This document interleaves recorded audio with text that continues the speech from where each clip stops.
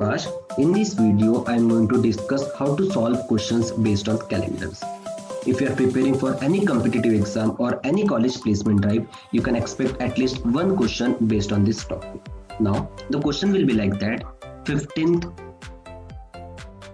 August 1947 falls on which day? Or they will ask any random question that is 26th Jan 1950 falls on which day, and we have to solve this question within 1 minute. Now, how to solve this question within 1 minute? There is one basic trick for this question. You have to remember the month code. Now, we know that there are total 12 months in a year, and these 12 months are from January to December.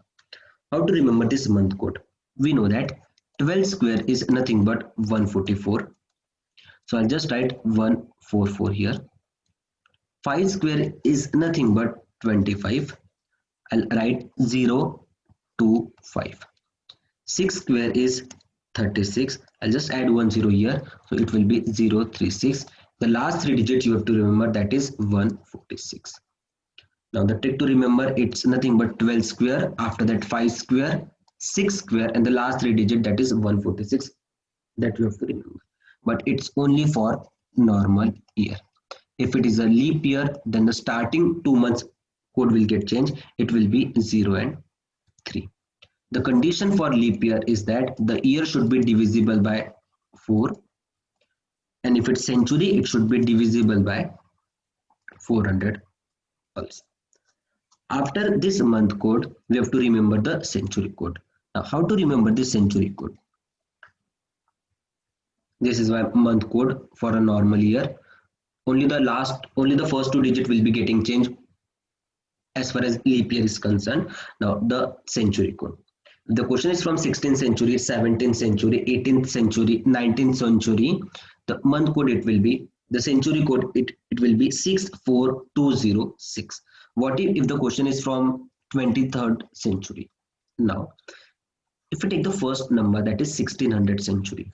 Now, if I divide it by 400, now 400 4 is 1600. The remainder will be 0. If I'm getting the remainder as 0, my century code will be 6. If I'm getting the remainder as 100, the century code will be 4. If the remainder is 200, then the century code will be 2. If the remainder is 300, the century code will be 0. Similarly, if the question is from 23rd century, now if I divide this 2300 divide by 400, now 400 5s are 2000, remainder it will be 300. If I'm getting the remainder as 300, then my century code will be 0. Now, after this, we have to remember the day code also. Now, we know that there are total 7 days in a week, and these 7 days are Sunday to Saturday. Now, for Sunday, the day code, it will be 1, 2, 3, 4, 5, 6, and for Saturday, it should be 0. So this is my day code. After that, my first question, that 15th August 1947 falls on which day? My next question is 26th Jan 1950 falls on which day? Now, there is one simple formula to calculate this day. That day equals to DD, that is date. MC is nothing but my month code. YY is nothing but my year. LY is nothing but my leap year. And CC is my century code. Now, my first question, that 15th August 1947 falls on which day? Now, day equals to DD. DD is nothing but my date, so it will be 15 plus month code. Month code for August is nothing but 3. After that, year. So the last 2 digit is nothing but my year, so I'll just add 47 to it. After that, LY. LY is nothing but my leap year. So from 1901 to 1947, I have to calculate the total number of leap years.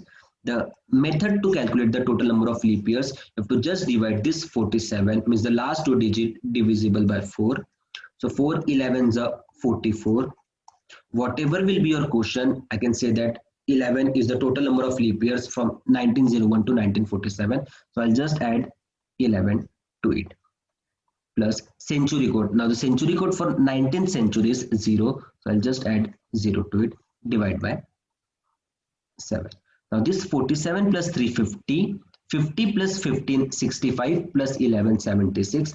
So I'll just divide this 76 divide by 7. If we solve this equation, that is 76 divided by 7, 7 tens are 70, remainder will be 6. Now if the remainder is 6, I can say that if I'm getting the remainder as 6, then it should be Friday. So I can surely say that 15th August 1947 falls on Friday. So first answer, it will be Friday. Now second question, we will solve this question with the same method. That is 26th Jan 1950 falls on which day? Now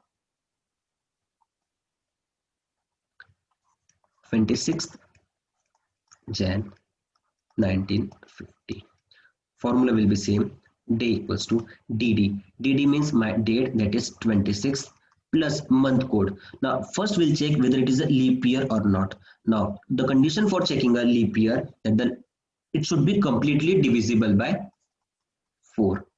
The divisibility rule of 4 is the last 2 digits should be divisible by 4, but we know that the 50 is not divisible by 4. So I can say that it is not my leap year, it is my normal year only, and for normal year the month code is 1. So I'll just add 1 to it. After that, year is nothing but my last 2 digit, so it will be 50, plus leap year means from 1901 to 1950 I have to calculate the total number of leap years. For this I'll just divide this 50 divide by 4. Now 4 12s are 48. Whatever will be your question, I can say that these are my total number of leap years during this period. So I'll just add 12 to it. After that, CC means century code. So century code for 19th century is 0. So I'll just add 0 to it. Now 50 plus 26, 76 plus 1, 77 plus 12, 89. Now 89 divided by 7. So if we solve this equation, 89 divided by 7, 7 12s are 84. The remainder that I'll get is 5. If I'm getting the remainder as 5, I can say that it should be Thursday. So 26th Jan 1950 will be Thursday. And for the previous question, 15th August 1947 is nothing but my Friday. So this is the method how to solve this question of calendars. So guys, thank you so much for watching.